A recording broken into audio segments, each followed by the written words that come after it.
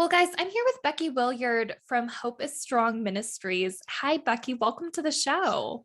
Hi, Jenny. Thanks so much. I'm glad to be here. Yeah. Well, can you explain to listeners, what does Hope Is Strong Ministries do? What are you guys doing over there? Yeah, absolutely. So currently we serve in Tanzania, and we have a new project launching in Zambia. Our mission is to provide hope to children and widows, not just today, but for their future generations. So we do this by meal programs, ministry support programs for widows, and educational programs. That's so cool. Well, we'll talk more about that as we get going here. But first, let me explain to you how this game is going to work. So you're going to play to win up to $100 for Hope Is Strong. This donation is coming from our sponsor, learngrantwriting.org, who we love because they help nonprofit professionals learn how to write killer grants for their organizations. And the game is just like Who Wants to Be a Millionaire? Well, where I'll ask you increasingly more difficult questions so you can win more and more money for your nonprofit. If you answer correctly, you can either stop playing and cash out your prize, or you can choose to answer the next more difficult question. The only thing you want to do is avoid answering incorrectly because you'll lose all the money that you've earned. Okay? Got it. Okay, awesome. Well, are you ready for your question one for $1? I'm ready. Okay. All right. Which faith-based nonprofit organization uses a red shield as its logo with the nonprofit's name written across it? So it's a red shield, and you might see them outside of like Walmarts and grocery stores at Christmas time. Salvation Army? Yes, that's correct. Great job. Awesome. Are you ready for question two for $5? Oh, goodness. Yes. Go for it. Okay, let's do it. What is the name of the IRS form that must be filled out by most nonprofits each year to report income and assets?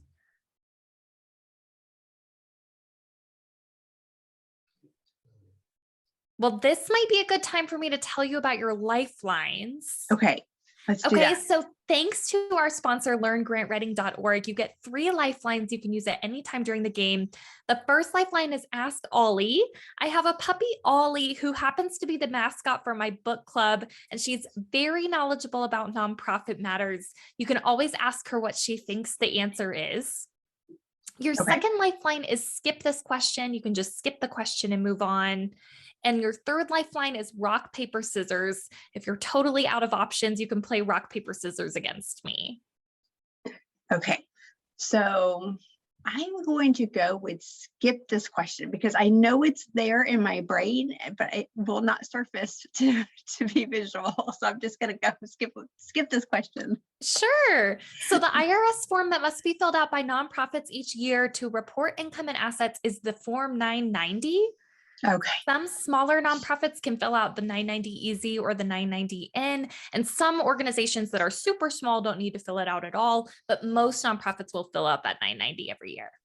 Yes, thank you. Like I said, I just got the email reminder and I was about to send that over to our secretary. I just can't remember the name of it. Yeah, no problem. Well, are you ready to try question 3 for $10? Okay, let's go. Okay. How many digits are in a nonprofit's EIN or employer identification number?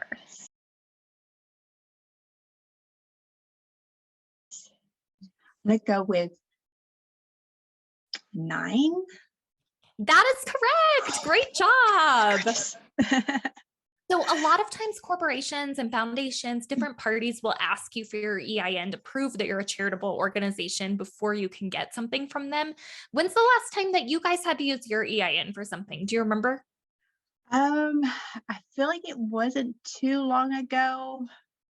I needed it for a form, but really once you get it, you don't use it often. I feel like it was maybe for like a donation, site or something like that. When you do sign up for something new. Yeah, absolutely. So like if you're accepting donations from a donation site, like you're talking about, they want to have your EIN to make sure that you're actually a charity. Correct. I have helped out with a lot of charity auctions where you're soliciting donations from corporations for their product, and they want your EIN to make sure they're not just sending like a person a free product or something. Right. Yeah. So it's very important for nonprofits to have that because for legality reasons, but also for Yes. those kind of contributions. Yes. All right. Well, are you ready for question 4 for $20? I feel better than I did the last question. Yes. Good. Let's go. Okay. So this one is about board management. So what type of policy for a board establishes procedures for the board or employees to report confidentially any financial impropriety or misuse of the charity's resources? I would say the confidentiality policy. That is definitely one. Okay. So correct. The other option that I gave you for that question is whistleblower policy, Okay. so that you can confidently, report any kind of misuse of funds or anything like that and not feel like there's going to be any backlash toward you. Right. Absolutely. Yeah. Got it. Now, I don't know if this next question applies to your nonprofit, Becky. We'll see. This is question 5 for $35. So lobbying is one type of engagement tactic that falls under which larger umbrella term?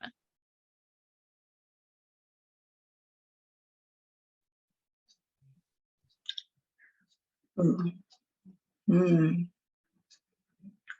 Yeah, it doesn't fully apply to us, but I don't know other than hearing it as being stated as lobbying.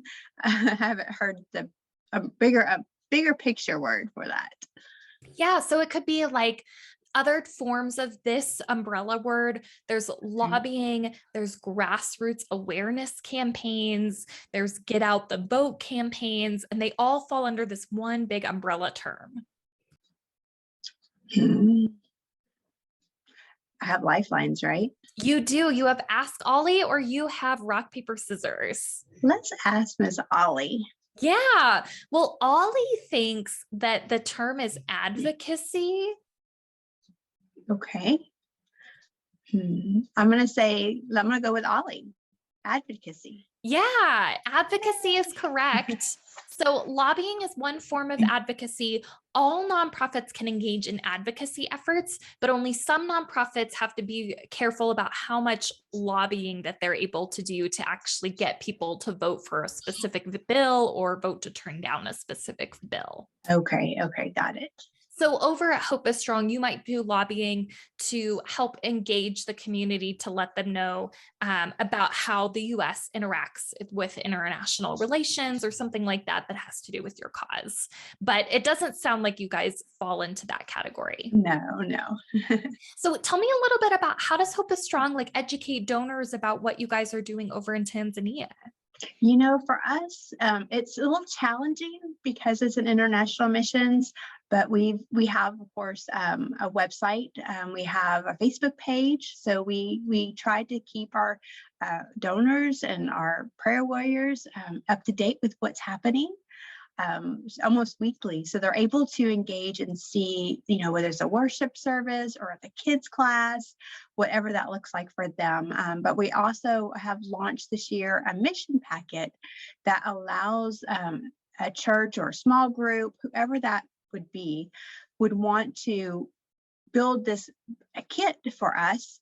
They're actually evangelism bracelet kits. So whether their kids want to get involved, teens get involved with a ministry, and then we're taking those bracelets back to Tanzania actually this coming August, along with meet me letters, about me letters that we want to take to the kids in Tanzania, as well as bringing them back to those here. So just trying to build those engagements. It's a little more challenging, but it's definitely possible. That's so interesting. So tell me a little more about those meet me letters. Yeah, so this fun little about me pages for kids to fill out just says, draw a little picture of what their family looks like, maybe a favorite color, favorite activity they do, and their name and age, of course. Everything that's, stays pretty confidential, fully confidential. Maybe their favorite memory verse. And then we'll take those back to the kids when we receive them in Tanzania, who are also filling them out. And we're going to bring those back with us in August and try to help get those back to the same kids who filled one out for them. That's a very cool way to engage families. I love that idea. Thank you. Well, Becky, are you ready for question 6 for $50? You've I earned am. 35 so far. So you still have one lifeline left. And at any point, you can also check out of the game if you're feeling confident with the amount that you've already earned. Okay. Perfect. All right. So question 6. This is something that I'm curious to know if this applies to your organization. What do you call a promise to make a future donation to an organization?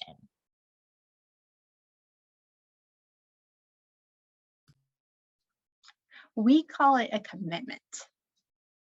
Okay, that's not the term I was looking for, Okay. but do you have any ideas for like synonyms? Guaranteed donor? So what I was looking for was a pledge. I will Okay. count commitment because that is along the That's same lines. what we use. Yeah, Understood. yeah. So I know a lot of faith-based organizations like yours do depend on pledges for donations. Do you guys have, I know you said you have commitments. How does that work at your organization? Yeah, so if a partner chooses to do a monthly commitment, it could be a weekly commitment, however that looks for them. For us, mainly we use our donor site where they can go in and set that up. So it's automatically, deducted or whatever that looks like, however they want that to be on their side. So we can go in and see who our monthly donor commitments are. That is so cool. I know this is a question a lot of nonprofits struggle with.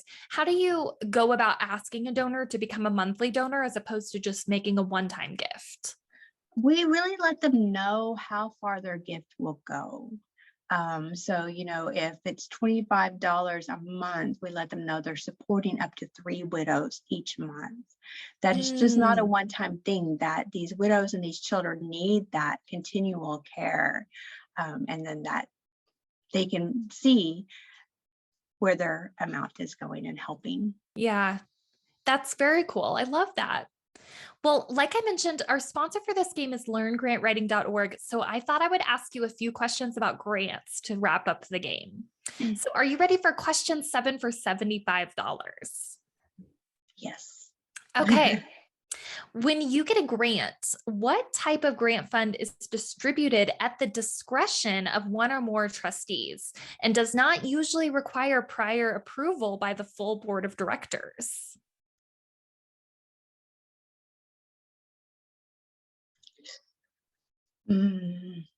I wish I had more experience in grants. Let's go with rock, paper, scissors. Okay, awesome. So what we'll do is I'll go rock, paper, scissors, shoot. And on shoot, that's when you're making your solution. Okay.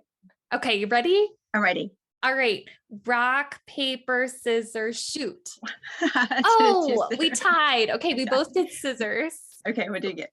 So let's try again. Rock, paper, scissors, shoot. Oh, we both did paper. Okay, we'll try one more time. And if we both do the same, then I'll just give it to you. Okay. Okay. Rock, paper, scissors, shoot. Oh, okay. We both did scissors again. So I'm just going to give it to you. Okay. Nice. So a grant fund that's distributed at the discretion of one or more trustees is a discretionary fund. So that means that it's up to your discretion what you use the fund for. This is different than grants that are programmatic grants, where it's a grant that can only be used for a specific purpose at your organization. Got it.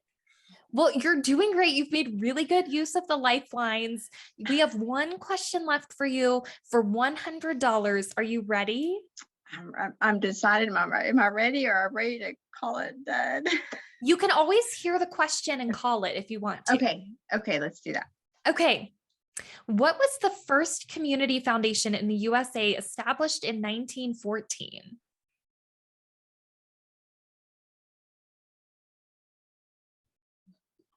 I'm going to have to call it done. Okay. I don't know that answer. All right. So you're cashing out for $75, which is awesome. The first community foundation in the USA established in 1914 was actually the Cleveland Foundation, and they still are one of the biggest community foundations in the country. That's So I'm awesome. really excited. LearnGrantWriting.org is going to send you guys a $75 donation. You're also going to get their book, How to Write a Grant, Okay. for free, which is awesome. It's part instruction, part self-help book to teach you how to become a grant writer, and you can give it to anyone at your organization to help you guys earn grants to support these widows and children in Tanzania. Awesome. I'm excited. Yeah, well, Becky, I'm really excited to get to know your organization today. If listeners are interested in supporting Hope Is Strong, how can they learn more about your organization? Oh, they can go just simply to hopeisstrong.com. Mhm. And you'll find all the resources there, availability to donate there, and you can even find all of our social pages from there as well. Yeah. Well, thank you so much for your time, Becky. Appreciate you. Thank you, Jenny, so much. This was super fun. Thanks.